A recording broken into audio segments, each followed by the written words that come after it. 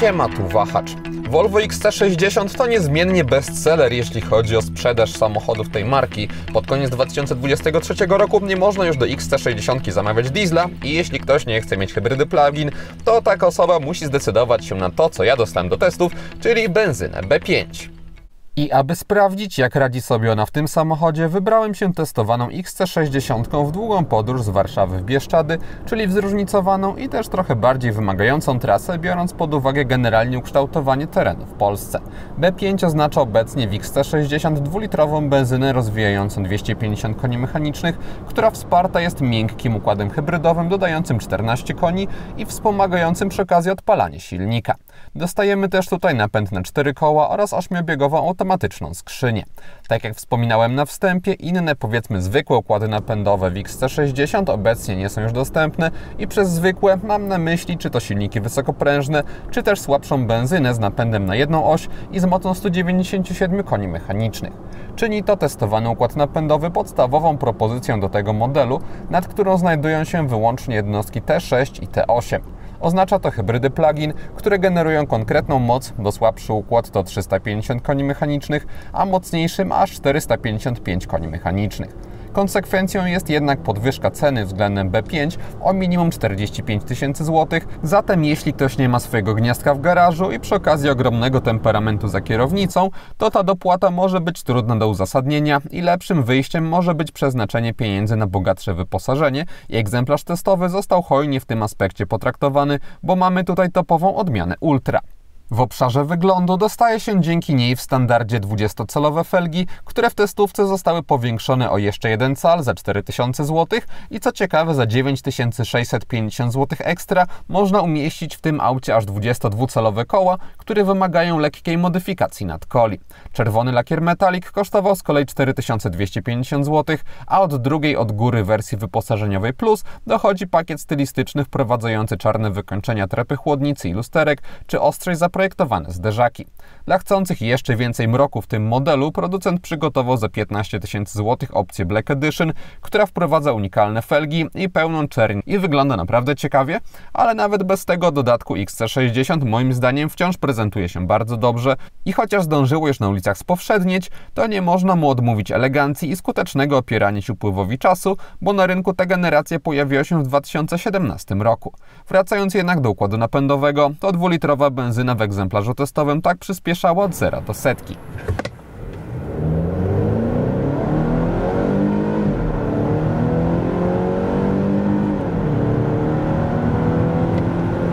Oraz tak od 90 do 140 km na godzinę.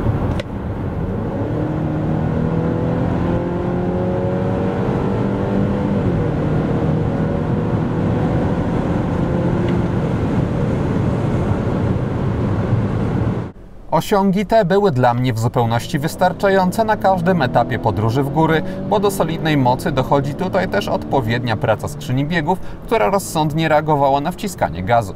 To znaczy silnik ma generalnie dobrą elastyczność i nawet przyspieszając przy obrotach wyraźnie niższych niż 2000 można uzyskać w wielu sytuacjach oczekiwaną dynamikę i wtedy przekładnie redukcji nie robiła i dla mnie było to ok.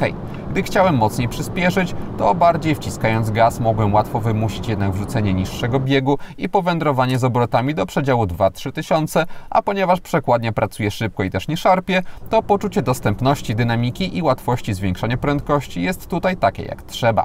XC60 B5 nie jest jednak samochodem o sportowym charakterze i też nie ma co tutaj liczyć na katapultowanie się do przodu jak w przypadku hybrydy T8, ale do podróżowania w normalnym stylu 250 koni nadaje się bardzo dobrze.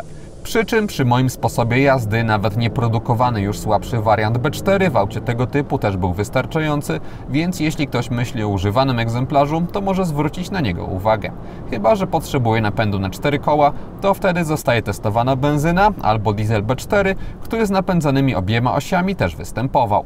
Pod kątem kultury pracy, decydując się na dwulitrową benzynę, mamy bardzo dobrą izolację kabiny od jednostki napędowej i podczas normalnej jazdy nie zwraca ona na siebie zupełnie uwagi, a gdy wkręci się silnik bardziej na obroty, to dostaje się nie mający może sportowego charakteru, ale zarazem niedrażniący i całkiem przyjemny dźwięk. Z kolei z zewnątrz jednostka benzynowa już tak dobrze nie wypada i w jej pracy słychać trochę dieslowych nut. Jako ciekawostkę jeszcze powiem, że jak na Volvo przystało, maska jest tutaj podnoszona bardzo wysoko, co dla niższych osób może stanowić wyzwanie, aby później ją zamknąć. Jeśli chodzi o spalanie, to w Warszawie uzyskiwałem w testowanym egzemplarzu wyniki w okolicach 9-10 litrów na 100 km. Na zwykłych drogach pozamiejskich były to okolice 7 litrów na płaskim terenie i 8,5 litrów w górach z dużą ilością zakrętów i okolice 8,5 litra samochód zużywał mi także podróżując na drogach ekspresowych.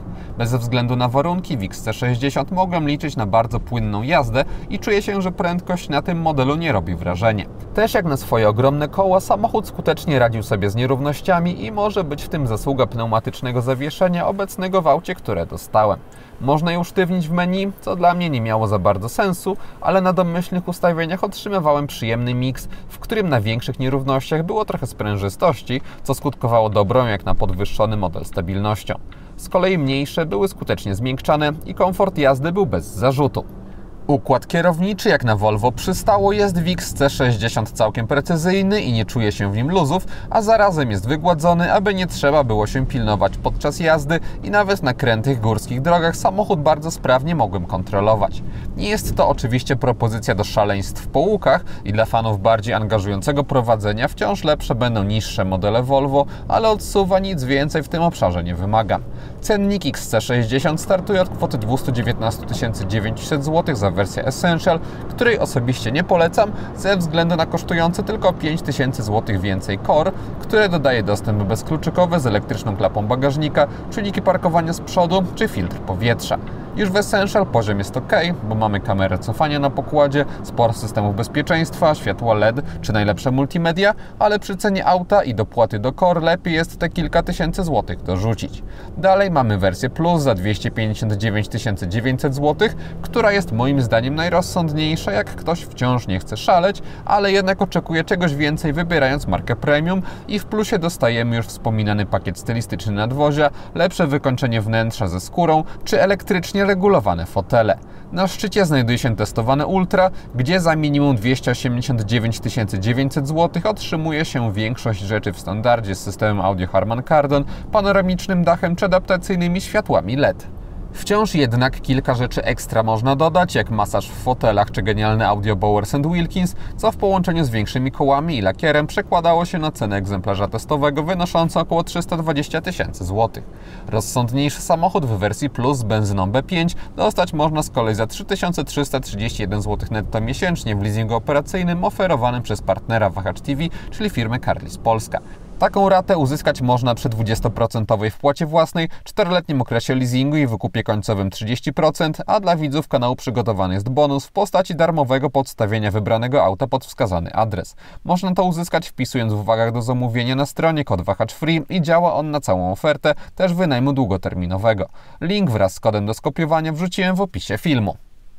W projekcie wnętrza XC60 nic się z grubsza nie zmieniło od premiery tego samochodu w 2017 roku i co istotne, według mnie wcale upływu czasu po tej kabinie nie widać i wciąż prezentuje się ona naprawdę elegancko i też świeżo i za to należą się designerom z Volvo duże brawa. Jasna kolorystyka też tutaj pasuje, aby mieć skórę Nappa, która robi zauważalnie lepsze wrażenie względem występującej w standardzie od wersji Plus zwykłej skóry. Trzeba dopłacić 9700 zł, ale dostaje się też wtedy podgrzewanie wszystkich siedzeń oraz kierownicy, a także wentylację tych przednich. Poza skórzanym pakietem we wnętrzu testowanego modelu liczyć można w górnych częściach deski rozdzielczej oraz drzwi na wysokiej jakości, miękkie tworzywa, mamy też przyjemne dla oka detale, jak chociażby obudowy głośników Bowers & Wilkins albo flaga Szwecji, tutaj wytłoczona na tym elemencie. Boczki drzwi są miękkie, podłokietniki także w niższych częściach kokpitu. Wciąż tutaj mamy wysokiej jakości miękkie materiały, tak samo przed pasażerem. Decydując się na jasną kolorystykę, dostaje się też trochę drewna, które można spotkać także na tunelu środkowym. Tam mamy tylko trochę fortepianowej czerni, nie w jakichś przesadzonych ilościach. Boczki tunelu środkowego są włochate, nie ma problemów z jakimiś trzaskami i to wszystko powoduje, że jakość XC60 oceniam bardzo wysoko.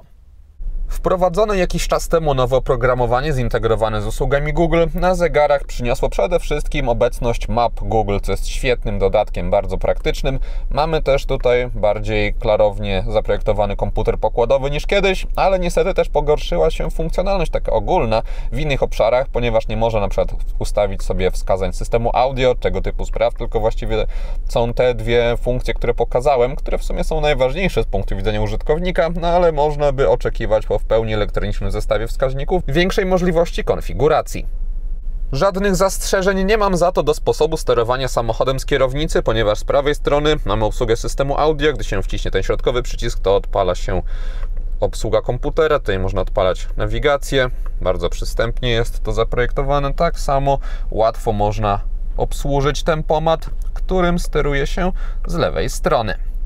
Integracja z Google objęła też system inforozrywki i tutaj znowu mapy Google są bardzo mocnym punktem tego zabiegu, ponieważ mamy informacje o ruchu drogowym, punkty zainteresowań, prowadzenie do celu, tak jakby się korzystało ze smartfona, tylko bez konieczności podłączania nawet tego smartfona. Też mamy bardzo dobrą szybkość działania, to się zresztą tyczy wszystkich miejsc w tym systemie. Ekran ma świetną jakość, no generalnie taki wysokiej klasy tablet dostaje się tutaj z pełną funkcjonalnością. Niestety wprowadzenie map Google zlikwidowało chociażby panele boczne, te ekrany domowe, powiedzmy boczne, gdzie były różne przełączniki, chociażby do różnych rzeczy związanych z działaniem samochodu. Teraz to wszystko zostało bardziej zakopane w menu i nie jestem tego fanem, tak samo jak tego, że kiedyś odpalając na przykład mapy, to jakieś inne szczątkowe, chociaż informacje systemu audio czy coś były na ekranie. Teraz dany moduł może się wyświetlać wyłącznie zero-jedynkowo. Ogólnie nie jest to zły system i korzystanie z niego w takich najważniejszych zastosowaniach jest ok, a te mapy Google naprawdę dużo robią. Też można sobie różne aplikacje dzielić na poszczególne kategorie. No ale wciąż żałuję, że wprowadzając dobre zmiany, Volvo zrezygnowało z niektórych też dobrych, starszych pomysłów. Na jednym z kafelków umieścić można informacje o jakości powietrza, czy to na zewnątrz, czy to wewnątrz samochodu. Bardzo ciekawy dodatek. Jeśli chodzi o klimatyzację, to fizyczne są tylko przyciski do odparowywania szyb. Wszystkie inne operacje trzeba robić przy pomocy menu. Ten panel jest dobrze zaprojektowany, jeśli chodzi o rozmieszczenie elementów sterujących, no ale fakt zostaje, że wciąż trochę więcej to wymaga uwagi, niż gdyby były tutaj jakieś zwykłe pokrętła. I też szkoda, że tak jak jeszcze przed odświeżeniem tego systemu, tutaj były wskazania dla każdej ze stref temperatury i można było to szybko zrobić. Tak teraz, żeby na przykład zmienić temperaturę dla pasażera, trzeba już wchodzić głębiej w menu, no i też nie mamy regulacji co pół stopnia, tak jak kiedyś, tylko co 1. Takie podejście Volvo można argumentować tym, że OK Google, ustaw temperaturę po stronie pasażera na 18 stopni. Jasne, ustawiam temperaturę po stronie że dostajemy z przodu na 18 stopni. Dobrze, cieszę się, że dostajemy tutaj możliwość sterowania w ten sposób, na przykład temperaturą, czy też OK Google, wyłącz nawigację. Zatrzymuję nawigację. OK Google, złóż zagłówki. Niestety nie rozumiem. No właśnie, nie wszystkie rzeczy, tak, które były na przykład kiedyś w tym lewym panelu, można w ten sposób ogarnąć, no ale jeśli chodzi o właśnie zmiany temperatury, czy też sterowanie nawigacją, to ten asystent mowę rozpoznaje bez zarzutu. Jeśli chodzi o możliwości ładowania, to z przodu dostaje się 12V, mamy też matę indukcyjną, a także ukryte w podłokietniku 2 porty USB-C. Z tyłu mamy też 2 USB-C, przy takiej ilości złącz moim zdaniem jedno dla urozmaicenia USB, aby tutaj nie zaszkodziło. Piloty w Volvo mogą być albo wykończone skórą i wtedy robią bardzo dobre wrażenie, takie premium, albo mogą nie być, tak jak w egzemplarzu, który ja teraz dostałem, i ten plastik tutaj łapie różne przetarcia i wygląda już mocno przeciętnie, więc gdybym kupował sobie takie wypasione XC60 dla siebie, to pewnie bym jednak za tą skórę dopłacił. Jeśli chodzi o funkcjonalność, to mamy tutaj niewielką oraz lekką konstrukcję. Maska w XC60 jest poziomo poprowadzona, później pionowo się kończy. Jest ona także dobrze widoczna z perspektywy kierowcy. Nie mamy tutaj również zbyt długiego podszybia. Jeśli chodzi o widoczność na boki, to ta jest dobra. Z tyłu poprzekątnej jest dodatkowa szybka, więc słupek nie jest zbyt masywny. Tylna szyba jest duża i też niezbyt wysoko poprowadzona jak na auto tego typu. System kamer 360 stopni oferuje dobrą jakość wyświetlonego obrazu, ale tak jak kiedyś była ta jakość wyróżniająco się dobra, tak teraz konkurencja poszła do przodu, a Volvo trochę stoi w miejscu w tym obszarze. Gdy się odpali pojedynczą kamerę, to wciąż szczegółowość obrazu jest bardzo dobra, ale już na przykład widok z lotu ptaka jest, na przykład ekspozycja tutaj trochę nie domaga, też rozciąganie tych elementów po bokach, można by to już lepiej zaprogramować i kontrolować, ale to jest jakiś tam mały problem, ponieważ i tak jakość tych kamer jest w pełni wystarczająca. Większym problemem jest to, że nie można odpalić sobie widoku z lotu ptaka i jakiegoś innego, na przykład z tyłu, bardziej szczegółowego. Gdy się odpali kamerę tylną czy dowolną inną, to wiele przestrzeni się marnuje, a widoków nie można łączyć i jest to funkcjonalnie problematyczne. W kamerach nie podoba mi się też to, i to jest trudne do uchwycenia z kolei w kamerze, którą ja nagrywam, że w dużych ciemnościach komputer za mało stara się rozjaśniać obraz, który wciąż jakoś oświetlany jest przecież przez światła samochodu i co prawda nie pojawiają się wtedy szumy, ale też za mało widać. Generalnie jednak kamery się przydają, bo samochód ma 469 cm długości i 190 cm szerokości, zatem należy do grona większych modeli i warto mieć takie elektroniczne wsparcie. Chociaż też z drugiej strony trzeba przyznać, że regularne kształty nadwozia i duże szyby sprawiają, że XC60 manewruje się nawet bez elektroniki całkiem nieźle jak na jego gabaryty. Tym bardziej, że dostajemy tutaj niezły promień skrętu i kierownicę, która przy niskich prędkościach nie stawia wyraźnego oporu. Nastrojowego oświetlenia w kabinie XC60 trochę jest. Na drzwiach mamy podświetlone kieszenie oraz klamki. Są też podświetlone przestrzeni na nogi, tunel środkowy poprzez lampkę na podsufitce oraz dźwignia zmiany biegów. To jest najbardziej efektowny element tego dekoracyjnego oświetlenia w tym samochodzie. Bardzo dobrze moim zdaniem się ona prezentuje. Te dekoracyjne dodatki są białe, lekko wpadają one w kolor żółty. Z kolei przyciski przełączniki, one są zawsze białe, nie można w żaden sposób w kolorystykę ingerować w tym samochodzie i ogólnie biorąc pod uwagę jego charakter, moim zdaniem jest to dobry wybór, to, że nie ma tu jakichś ostrych, neonowych kolorów, tego typu spraw, bo jest, co prawda może nie jakoś bardzo wyraziście, jak na segment premium w dzisiejszych czasach w kabinie testowanego Volvo, ale zarazem gustownie i ładnie. Przednie światła w XC60 mają typowy kształt dla nowych Volvo, co oznacza segmenty do jazdy dziennej zintegrowane z kierunkowskazami, które mają kształt litery T, inspirowanej Mjolnirem, czyli młotem Thora z mitologii nordyckiej. Z przodu wszędzie mamy LEDy, tak samo jak w kierunkowskazach w bocznych lusterkach. Z tyłu też obecna jest wyłącznie ta technologia, wraz z również charakterystyczną dla Volvo bryłą świateł pozycyjnych i całość pomimo upływu lat i braku ingerencji producenta w ten obszar wciąż prezentuje się moim zdaniem naprawdę dobrze, z przyjemnymi chociażby detalami, czy to z przodu, czy z tyłu i nie ma się tutaj do czego przyczepić. Adaptacyjne światła w XC60 mają tak pionowo wycinać fragmenty wiązki, aby nie oślepiać innych kierowców i zarazem maksymalnie doświetlać resztę drogi. W testowanym modelu nie mamy do czynienia z najnowszym matrycowym rozwiązaniem stosowanym w Volvo, np. w elektrycznym C40, tylko ze starszym z bocznymi skrętnymi strefami, które dostosowują swoje położenie do sytuacji na drodze. Nie uważam tego za wadę, ponieważ technologia zamontowana w testowanym modelu też gwarantuje dużą precyzję odcinania obszaru jasnego od ciemnego, a boczne sekcje wyraźnie się obracają, więc nawet na zakrętach nie ma problemów z korygowaniem ich położenia, co przyznam wygląda nieraz całkiem fajnie i efektownie. Komputer trafnie interpretuje również sytuację na drodze i gdy inne pojazdy pojawiają się przede mną, to świetlny tunel był tworzony szybko i podczas podróży po zmroku nie czułem, aby ktoś mógł zostać przez adaptacyjne LEDy realnie oślepiony. Zatem jest to rozwiązanie niewymagające zbytniego nadzoru ze strony kierowcy. Dodatkowo dostajemy tutaj dużą moc świecenia, zatem LEDy w testowanym XC60 oceniam zdecydowanie pozytywnie. Z tyłu, gdy ustawiam przedni fotel pod siebie i siadam za sobą, to na nogi mam taki duży zapas wolnej przestrzeni. W testowanym egzemplarzu obecność panoramicznego dachu nie jest problematyczna, ponieważ moja głowa w naturalnym ułożeniu ląduje tutaj akurat na jego krawędzi, ale i tak mam oto podsufitki. Wtedy taki bezpieczny margines. Tunel środkowy w testowanym modelu jest w wyraźnym stopniu wystający. Tylna kanapa prezentuje się tak, mamy w niej podłokietnik z uchwytami na kubki. Bagażnik XC60 ma 483 litry pojemności. Dostajemy tutaj niski próg załadunkowy, który przy obecności pneumatycznego zawieszenia w egzemplarzu testowym może stać się naprawdę niski, jak na auto tego typu. Mamy tutaj także duży otwór oraz regularne kształty. Jeśli chodzi o praktyczne dodatki, to z boku mamy kieszeń, z lewej strony jest też gniazdo 12V, po obu stronach mamy haczyki na jakieś torby, z prawej można sobie też w łatwy sposób sterować wspominanym pneumatycznym zawieszeniem. Pod podłogą w testowanym egzemplarzu znalazło się dojazdowe koło zapasowe. Pomysłowo w testowanym modelu zaprojektowana została roleta, ponieważ może być ona oczywiście normalnie złożona albo zablokowana w takim położeniu, ale jeśli ktoś potrzebowałby jakiś wysoki bagaż tutaj przewieźć i mieć chociaż trochę więcej prywatności wciąż i żeby nie było go tak bardzo widać tego bagażu, no to można ją w tej pozycji sobie również umieścić. Po złożeniu oparć w drugim rzędzie uzyskać można maksymalne zdolności ładunkowe samochodu oraz idealnie płaską podłogę.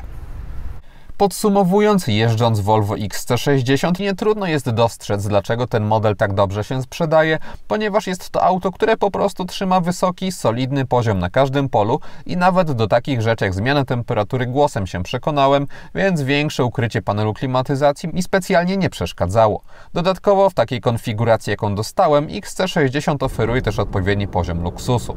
Żałuję trochę, że paleta silników bez zaawansowanej elektryfikacji się w nim zmniejsza, ale wciąż benzynowy B5 to udany układ napędowy, który dla zdecydowanej większości kierowców będzie odpowiedni. I to wszystko, co przygotowałem o XC60. Dziękuję za uwagę i mam nadzieję, że test się podobał. Jeśli tak było, zachęcam do dania temu filmowi łapki w górę. Będzie mi z tego powodu bardzo miło. Zainteresowanym przypominam o Carli z polskiej ofercie. Jeśli ktoś nie ma, to zapraszam również do subskrypcji kanału, ponieważ kolejne materiały na Wahacz TV pojawią się wkrótce.